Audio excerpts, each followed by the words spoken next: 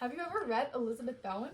She wrote this incredible collection of short stories, like The Demon Lover. No, I haven't. Who was she? Elizabeth Bowen was an Anglo-Irish novelist born in Dublin in 1899. She lived through some intense times, including the Blitz in London during World War II. The Blitz? What was that exactly? The Blitz was a German bombing campaign against British from September 1940 to May 1941. For 57 consecutive nights, German planes dropped bombs on London and other major cities. That sounds terrifying. How did people cope? Well, that's where Bowen's experience gets interesting. She served as an ARP warden during the Blitz. An ARP warden? Air Raid Precautions Warden. They were volunteers who patrolled the streets during blackouts. Air Raid Precaution Wardens. They were volunteers who patrolled the streets during blackouts, making sure no light was visible that could guide German bombers. They also helped people to shelters and reported bomb strikes. Wow, so Bowen was right in the thick of it. Did that influence her writing? Absolutely! The war inspired some of her most famous works, including The Demon Lover. Her writing captured the essence of wartime London and the Anglo-Irish experience. That's fascinating. What else did she write? She was incredibly prolific. 10 novels, over 100 short stories. Some of her notable works include The Last September, The Death of the Heart, and The House in Paris. It sounds like her life experience really shaped her work. Definitely. Elizabeth Bowen passed away in 1973, but her legacy lives on. She remains one of the most important voices of the 20th century literature, offering unique insights into life during such turbulent times. Go.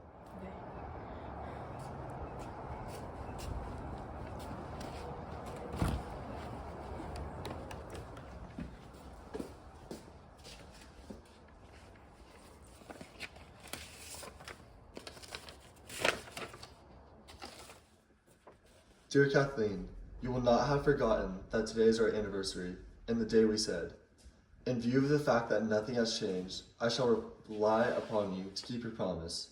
You may expect me, therefore, at the hour arranged. Until then, K. This is a metaphor. The demon lover is a metaphor for Kathleen's repressed trauma and the haunting nature of her past decisions. He represents a promise that has festered and now threatens to consume her. The letter itself becomes a physical manifestation of her unresolved guilt. 25 years. It can't be. You're going away, such a long way. Not so far as you think. I will be with you sooner or later. You need to wait. Don't forget our promise. This demonstrates point of view. The flashback provides insight into young Kathleen's perspective, highlighting her unease and vaguely threatening nature of the promise she makes to the soldier. Her ignorance contrasts sharply with the ominous tone of the soldier's words. 2, 1.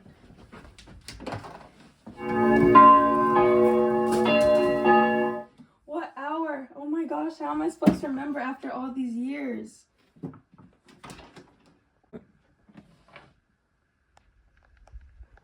This is a paradox. Mrs. Drover, usually a dependable and rational woman, is driven to irrational fear and near panic by the letter. She's a woman trapped between the logic of the present and the dark, illogical pole of the past.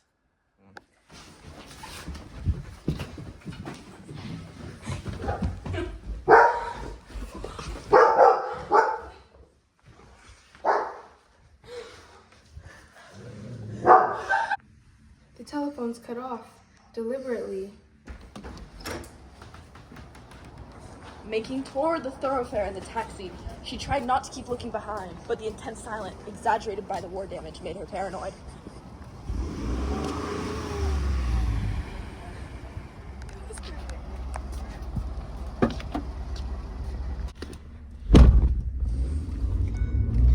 Wait, I didn't see where I was going. This is another instance of imagery. The taxi is personified as a predator, its movements echoing Mrs. Drover's growing sense of helplessness. The oppressive silence of the street amplifies her isolation and fear.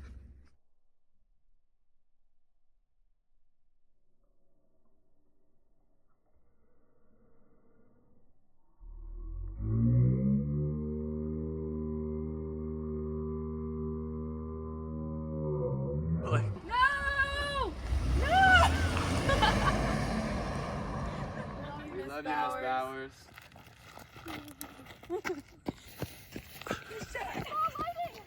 Run!